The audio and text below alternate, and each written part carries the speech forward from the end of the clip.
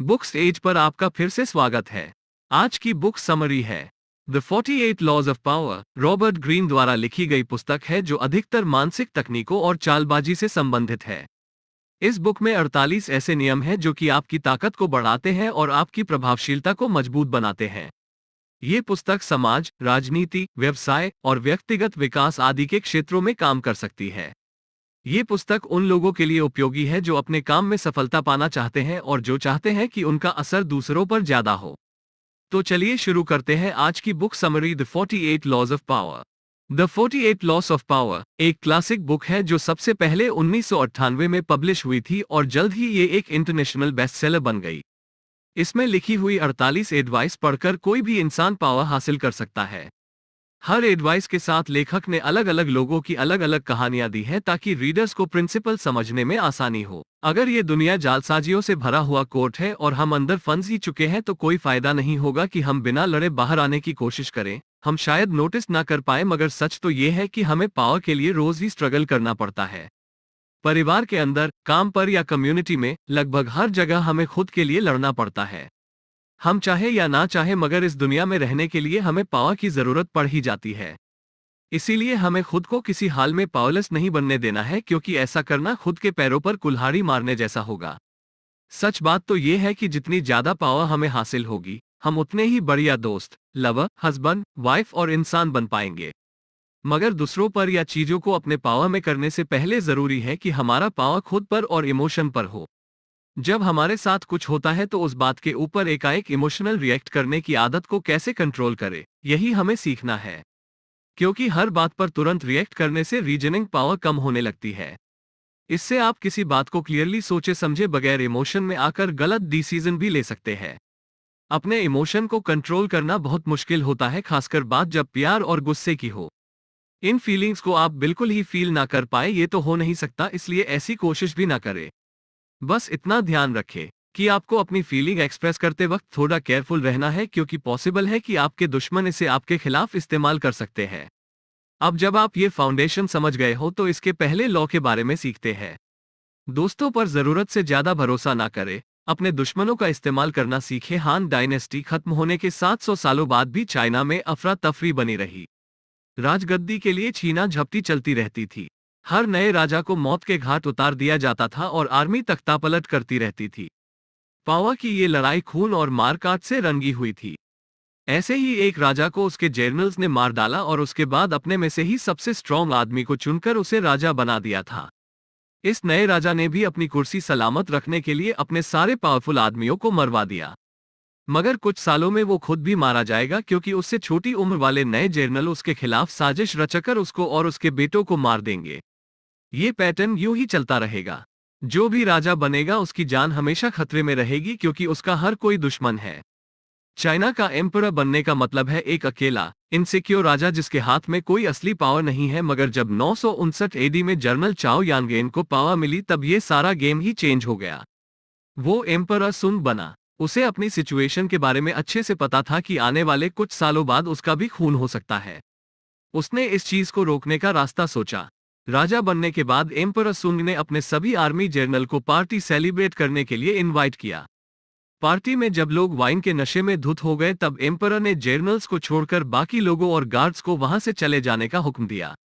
अब एम्परर के साथ कोर्ट में सिर्फ जनरल्स रह गए थे। उन्होंने सोचा कि एम्परर सुंग उन्हें मरवाने का हुक्म देगा, मगर ऐसा नहीं हुआ। एम्परर सुंग ने उनसे कहा, रोज मेरा दिन डर के साए में गुजरता है।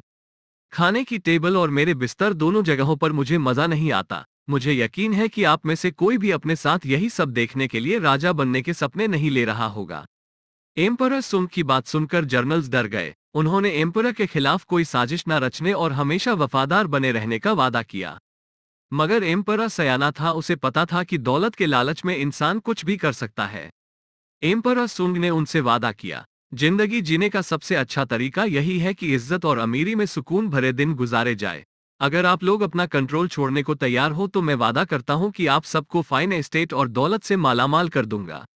जनरल्स हैरान थे कि एम्परर उन्हें दौलत और सिक्योरिटी देना चाहता है। अब उन्हें डरने की कोई जरूरत नहीं थी।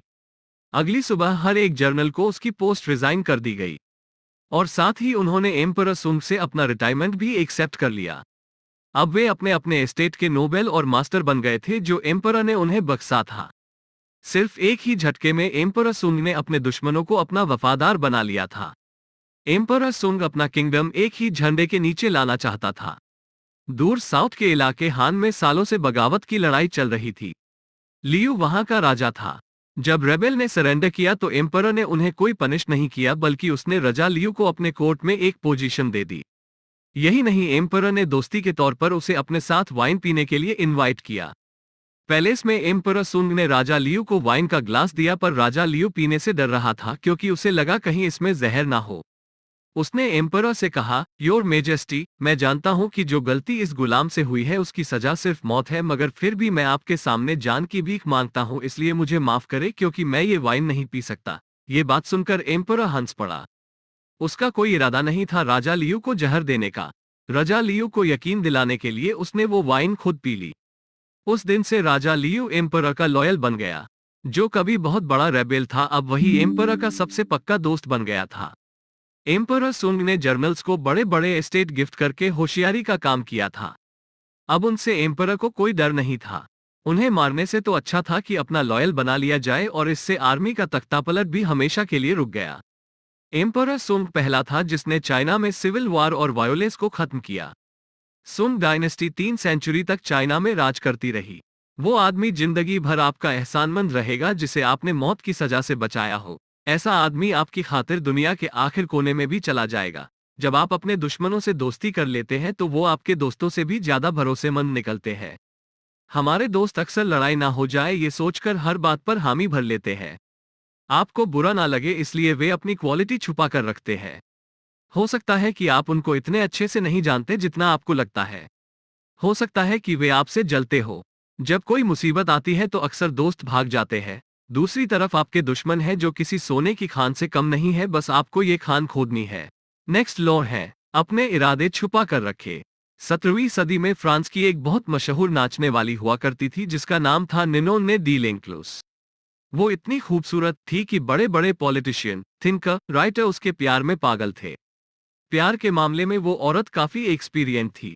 निनोन ये बात जानती थी कि सेड्यूक्शन एक गेम है, एक आर्ट है जिसमें प्रैक्टिस से परफेक्ट बना जा सकता है। धीरे धीरे वो मशहूर होती चली गई। फ्रांस के अमीर घरों के लड़के उसके पास आते थे। वो उन्हें प्यार करना सिखाती थी।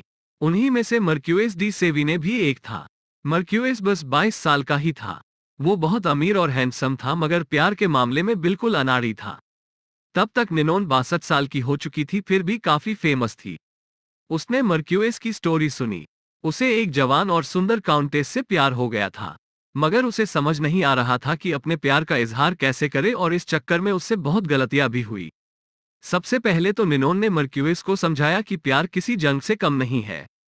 उसने समझाया कि मर्क्यूएस को अपना हर स्टेप प्लान करना पड़ेगा और फिर ध्यान से उन प्लान्स को एग्जीक्यूट करना होगा।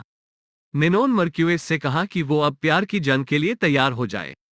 उसे काउंटेस से दूरी बनानी होगी और उसको इग्नोर करना पड़ेगा। मर्क्यूएस जब काउंटेस से दोबारा मिला तो एक दोस्त की तरह मिला। उसकी इस हरकत से काउंटेस को लगा कि वो सिर्फ दोस्ती करना चाहता है। वो इस बात से थोड़ी कंफ्यूज हो गई। अब अगला स्टेप था काउंटेस को जलाना। मर्क्यूएस हसीन और जवान लड़कियों के साथ पूरे में पेरिस में घूमने लगा। इससे काउंटेस खूब जली और उसे यकीन हो गया कि सारी लड़कियां मर्क्यूएस को पाना चाहती है। निनोन ने एक्सप्लेन किया कि औरत ऐसे मर्द को चाहती है जिसे पीछे पहले से ही बहुत सी औरतें पड़ी हो। ऐसे आदमी का प्यार जीतने में उसे ज्यादा खुशी मिलती है। काउंटेस को कंफ्यूज करने और जेलस फील कराने के बाद उसे सेड्यूस करने का यही सही टाइम होगा। मर्क्यूएस को अपना रूटीन चेंज करना था। उसका कोई अगला कदम बिल्कुल इनप्रेडिक्टेबल होना चाहिए। उसे उन इवेंट्स को अवॉइड करना था जहां काउंटेस के आने के चांसेस थे, और उन सैलून्स में जाना था जहां काउंटेस अक्सर आती थी। 2 हफ्तों बाद ही मर्क्यूएस इन सारे स्टेप्स में माहिर हो गया। निनोन उसकी प्रोग्रेस नोट करती थी। उसके जासूस उसे सारी खबर पहुंचाते थे। वो खूब हंसती थी जब मर्क्यूएस आकर उसे सारी कहानियां सुनाता था। निनोन ने सुना कि वो खूबसूरत काउंटेस अब मर्क्यूएस के लिए बेकरार हो रही थी। वो उसके बारे में पूछताछ करती रहती थी। सोशल अफेयर्स में वो मर्क्यूएस को देखती रहती थी। निनोन को यकीन हो गया था कि अब काउंटेस को भी मर्क्यूएस से प्यार हो गया है। कुछ ही दिनों में वो उसकी हो जाएगी, मगर तभी एक गड़बड़ हो गई। मर्क्यूएस काउंटेस से उसके घर मिलने गया था, मगर वहां उससे मिलके वो डेस्पेरेट हो गया। वो निनोन की एडवाइस भूल गया और उसका उल्टा कर दिया। उसने काउंटेस का हाथ पकड़ लिया और अपने प्यार का इजहार कर दिया। उसकी इस हरकत से काउंटेस शॉक्ड रह गई। उसने तुरंत अपना हाथ छुड़ा लिया। जैसे रात ढलती गई वो खूबसूरत लड़की मर्क्यूएस को अवॉइड कर रही थी। उसने उसे गुड नाइट भी नहीं कहा और बाहर तक छोड़ने भी नहीं आई। मर्क्यूएस जब दोबारा उसके घर गया तो उसे बताया गया कि काउंटेस कहीं बाहर गई है। मगर मर्क्यूएस उसके घर कई बार गया। फिर एक दिन काउंटेस उसे अंदर बुला लिया। मगर अब सब कुछ बदल चुका था। जो काउंटेस उसे चाहने लगी थी वो अब मर्क्यूएस को देखकर अनकंफर्टेबल और ऑकवर्ड फील कर रही थी। और इस तरह एक लव स्टोरी का एंड हो गया। ज्यादातर लोग हर वक्त वही बोलते हैं जो वे फील कर रहे होते हैं। वे सबके सामने अपना ओपिनियन रख देते हैं। ऐसे लोग अपना इंटेंशन और प्लान तुरंत सबको बता देते हैं। हालांकि हम इंसानों के लिए ऐसा करना बड़ा ही नेचुरल और आसान है, मगर लोगों से अपनी बातें छुपाकर रखना इतना आसान नहीं होता। उसके लिए एफर्ट करना पड़ता है। और सबसे बढ़कर हम में से बहुत से लोग ये मानते हैं कि ऑनेस्टी एक अच्छे इंसान होने की निशानी है। इससे आप सबका दिल जीत लेंगे। मगर कभी कभी ये सच नहीं होता। ऑनेस्टी असल में एक ब्लंट इंस्ट्रूमेंट की तरह है जो बचाने से ज्यादा काटने का काम करता है। जब आप जरूरत से ज्यादा ऑनेस्ट बनते हैं तो आप प्रेडिक्टेबल बन जाते हैं। ना तो लोग आपसे डरेंगे हैं, ना ही रिस्पेक्ट करेंगे। पावरफुल बनने के लिए यही सही होगा कि ऑनेस्टी को साइड में रखा जाए। अपने ट्रू इंटेंशन को छुपाना सीखिए, ये आपके बहुत काम आएगी। लोग उसी पर यकीन करते हैं जो वो देखते सुनते हैं। धोखा देना ज्यादा आसान होता है। ऐसा शो कराइए जैसे आप कुछ और चाहते हैं। इससे आप पूरे फ्री होकर अपने रियल गोल्स पर ध्यान दे सकते हैं। सेड्यूकेशन के गेम में कॉन्फ्लिक्ट लाए, जैसे एक ही वक्त में चाहत और बेरुखी दोनों दिखाए। इससे ना सिर्फ वो भटक जाए बल्कि आपको पाने के लिए उसके अंदर एक आग भड़क जाए। अगर आपको इस समरी का सेकंड पार्ट चाहिए तो जरूर कमेंट करें, या आपको जिस किसी बुक का समरी सुनना है उस बुक का नाम कमेंट करें। एंड वीडियो को लाइक, शेयर एंड सब्सक्राइब करना ना भूले। तब तक के लिए मिलते हैं नेक्स्ट बुक समरी में। नमस्ते।